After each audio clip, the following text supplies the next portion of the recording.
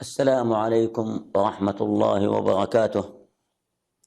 الحمد لله رب العالمين، والصلاة والسلام على رسوله الأمين نبينا محمد وعلى آله وصحبه ومن اهتدى بهدى إلى يوم الدين. أما بعد، الدرس 11: توجيهه صلى الله عليه وسلم لمن وقع منه الجماع في نهار رمضان، يعني الصائم الذي جامع زوجته، أو المرأة الصائمة التي جامعها زوجها وكانا مختارين، عاقلين بالغين، ليس ناسيين، ولا مكرهين إلى غير ذلك كما مر معنا.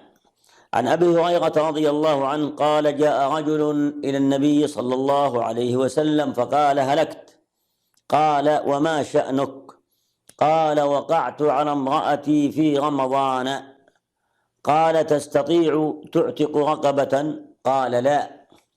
قال: هل تستطيع أن تصوم شهرين متتابعين؟ قال: لا. قال: فهل تستطيع أن تطعم 60 مسكينا؟ قال: لا. قال: اجلس. فجلس. فأتي النبي عليه الصلاة والسلام بعرق فيه تمر. العرق يعني هذا إناء كبير جدا، والعرق المكتل الضخم.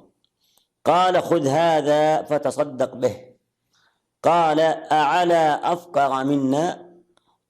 فضحك عليه الصلاة والسلام حتى بدت نواجذه، ثم قال له: أطعمه عيالك.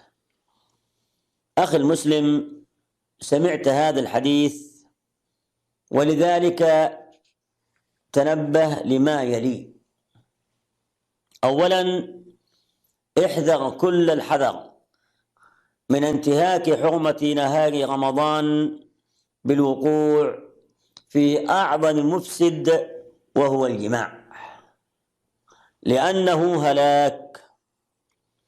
وقد قال الصحابي لرسوله: هلكت. تأمل هذا الكلام، وهو أعظم المفطرات، وهو أشدها انتهاكا لحرمة رمضان، والجماع أشد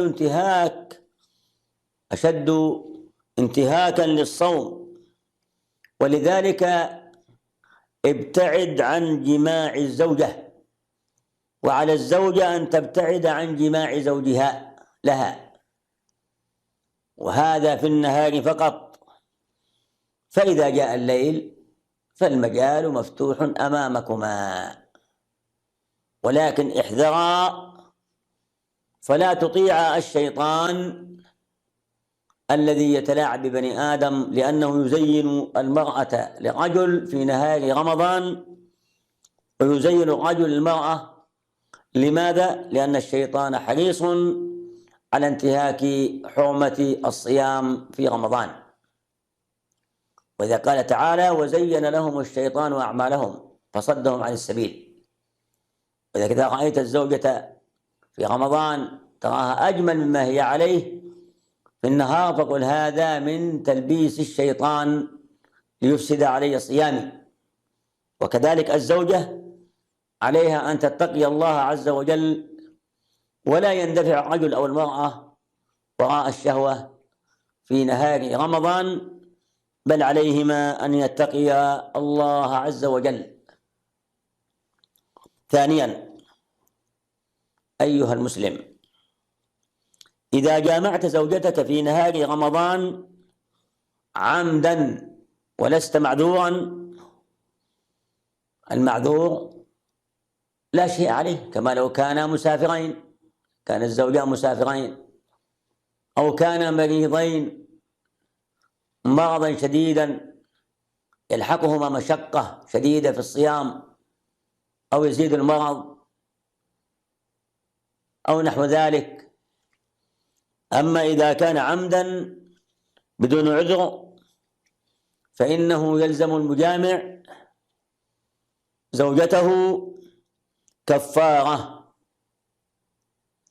وسواء أنزل في جماعه أو لم ينزل، وسواء أنزلت المرأة أو لم تنزل، المهم الجماع هو هذا المفطر، وهو هذا الانتهاك الشديد، فيلزم المجامع كفارة وهي عتق رقبة، كما في الحديث كما سمعت، رقبة يعني مؤمنة.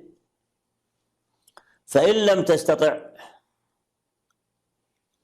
لا يجد، كما إذا كان لا يجد رقبة كما في هذه الأزمنة، فإنه يجب عليك أن تصوم شهرين متتابعين، لا تفطر في يوم منها إلا لعذر كسفر، المرأة تفطر لحيض أو نفاس، صوم شهرين متتابعين.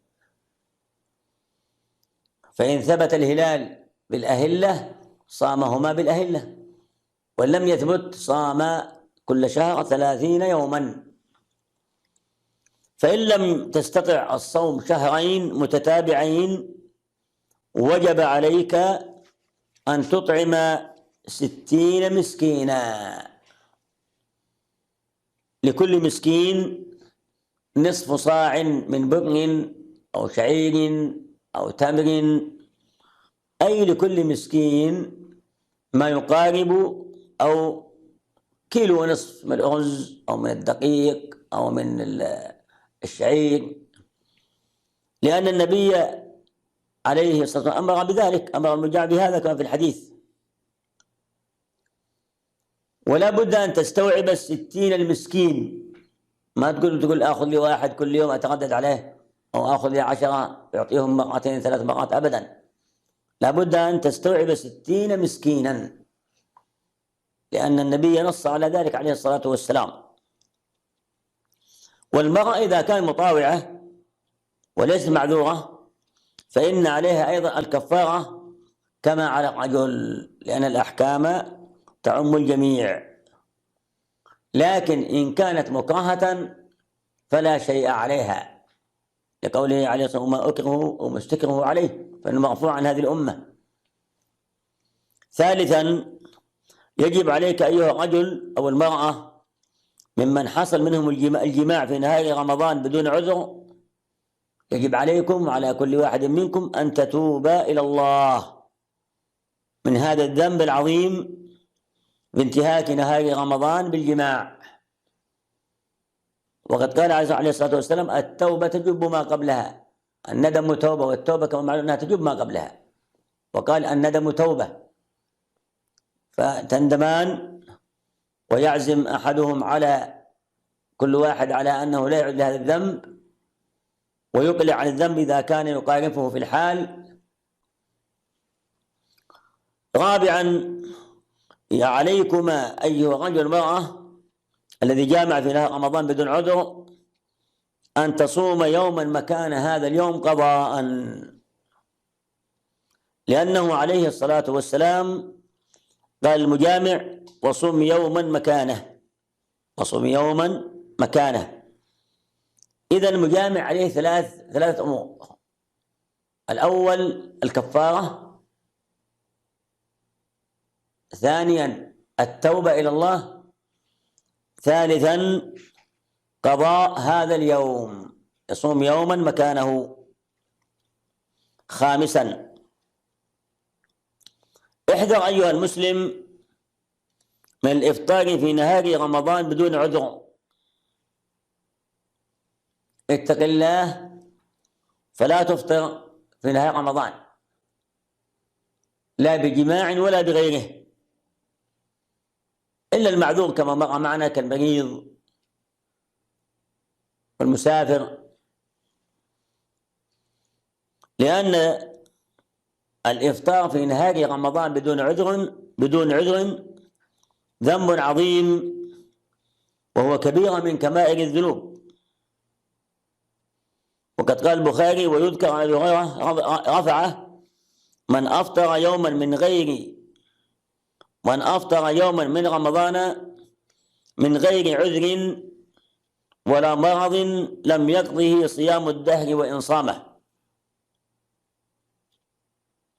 وهذا قول طائفة من أهل العلم من الصحابة الكرام كابن مسعود رضي الله تعالى عنه. سادسا، انتبه أيها الرجل والمرأة من الجماع في نهار رمضان بدون عذر، وكذلك لا يكون الجماع قريبا من طلوع الفجر بحيث يطلع الفجر وأنت تجامع زوجتك، لأن هناك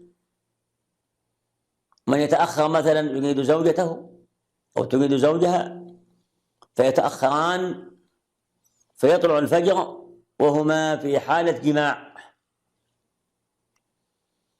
ولذلك لو جامع الرجل زوجته فلما فرغ خرج فإذا الفجر قد طلع، يعني طلع الفجر عليه مجامع، فإنه قد ارتكب الذنب العظيم إذا تعمد ذلك، وعليه الكفارة التي مرت، وعليه القضاء، وعلى الزوجة إذا كانت مطاوعة. بل قال بعض أهل العلم إن النزع من الجماع يعتبر جماعا. ويكفيك أيها المسلم الليل، وكذلك أنت أيتها المرأة يكفيكما الليل للجماع من بعد غروب الشمس إلى طلوع الفجر. نعم. ولذلك احذر كل الحذر، ولا يتعرض المسلم لما حرم الله عليه في النهار بانتهاك حرمة نهار رمضان. كن يقظا أيها الرجل لهذه المسألة، وكذلك أنت أيتها المرأة كوني يقظة. ولا يجوز للمرأة أن تطيع زوجها في هذه المسألة في نهار رمضان، لأنه لا طاعة لمخلوق في معصية الله عز وجل. وكما قال عليه الصلاة والسلام: إنما الطاعة في المعروف. فاحذر أيها المسلم، واحذري أيتها المسلمة، وكونا متحصنين بذكر الله عز وجل حتى لا يتلاعب الشيطان بالمسلم فينتهك هذا اليوم. بل إن الذي ينتهك يوما أو يومين أو ثلاثة فإنه يجب عليه عن كل يوم أن يكفر كفارة، لأن كل يوم عبادة مستقلة، ولذلك يقع عليه كفارات متعددة. ولذلك كما ذكرنا قبل ذلك أن من كان متزوجا جديدا والمرأة كذلك عليهما أن يكونا حذرين في النهار من الوقوع في هذا المحظور العظيم. وهكذا أخي المسلم أختي المسلمة، كونا بعيدين كل البعد عن هذا الموضوع. وقد أخبر النبي عليه الصلاة والسلام في الحديث الصحيح: فإذا كان يصح أحدكم فلا يرفث، هكذا. وهذا من الرفث، أشد الرفث الجماع. فلا يرفث ولا يصخب، فإن سابه أحد أو شتمه فليقل إني صائم. هذا، وصلى الله وسلم وبارك على نبينا محمد وعلى آله وصحبه أجمعين، والسلام عليكم ورحمة الله وبركاته.